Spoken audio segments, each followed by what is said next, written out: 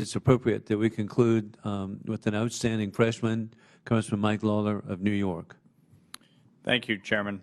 Last month, President Biden announced $100 million in humanitarian aid for the Gaza Strip. Obviously, no one wants to see innocent life lost or impacted by the ongoing conflict. However, I have great concern about this $100 million and the reality that Hamas, as the governing body in Gaza, would intercept or use these funds to further fund terrorism, to further fund the slaughtering of Jews.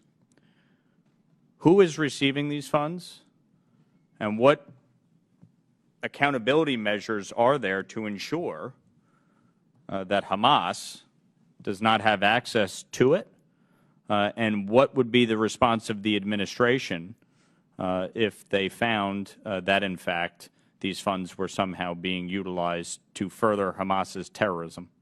So, at this moment, it's hardly possible to say that Hamas is governing. It is down. You would agree they are the government of No, I Gaza. understand that. I understand. I'm Okay. not disputing that. I'm just saying at this moment in this conflict, nobody's governing. No, they're using their civilians as human shields. Absolutely. Absolutely. Okay. That's what I mean. But this is coordinated fully with Israel. These monies will have oversight, rigorous oversight. It will be run through trusted partners. It is really directed at critical humanitarian assistance in the first order. So when you say in concert with Israel, are the funds going to Israel to administer? Who is administering the funds? No, Israel has made it clear that it does not want to be in the business of administering anything in Gaza. So who's administering it? We have the oversight, and we go through trusted partners, NGOs. Who are our trusted partners? I can get you a list of those, sir. Please.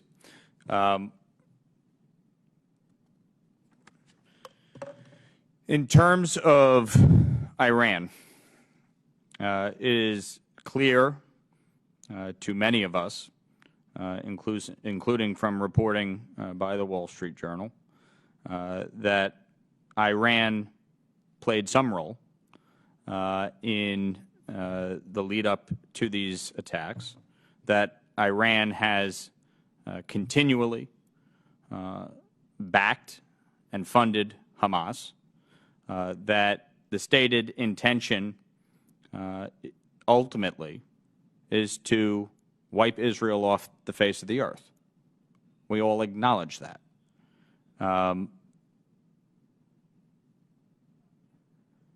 Do you believe that the administration is prepared to hold Iran accountable, and in what way? Because I just passed last week the SHIP Act, which would increase secondary sanctions on countries that purchase Iranian petroleum.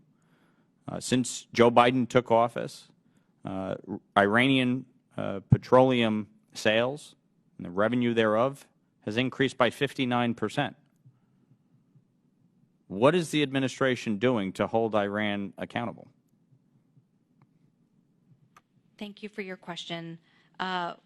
We have made it clear that Iranian fingerprints are all over the funding, arming, training, equipping, and directing of a variety of non-state actors, from Hamas to Lebanese Hezbollah to the Iran-aligned militia groups in Iraq and Syria to the Houthis in Yemen. And we do hold Iran responsible and accountable for the acts of terrorism we see in the region. As recently as this evening, when President Biden ordered precision strikes against IRGC-affiliated facilities in eastern Syria. Does the administration deny or confirm the Wall Street Journal's previous reporting about Iran's involvement in the October 7th terrorist attacks? The administration has been very clear that Iran has had a role through its arming, training, equipping, and funding of Hamas. Does the administration confirm or deny the reports of the Wall Street Journal with Can't respect speak to the October specific 7th? Wall Street Journal article. What Assistant Secretary Leaf also said earlier is that there is not a smoking gun piece of intelligence that confirms that Iran directed the specific nature, scope, scale, and timing of the October 7 attack, but there's no question that Iran is responsible because of its arming, training, funding, and equipping of Hamas. Given that, and given your statement there, should the $6 billion in unfrozen funds be permanently refrozen? That would be a decision for senior level of the government, but at this point, that $6 billion has not been touched, and it is the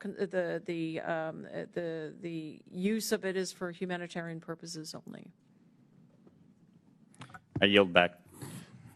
Thank you very much, Congressman Lawler, and Secretary Leaf and Secretary Struhl. Thank you so much for being here.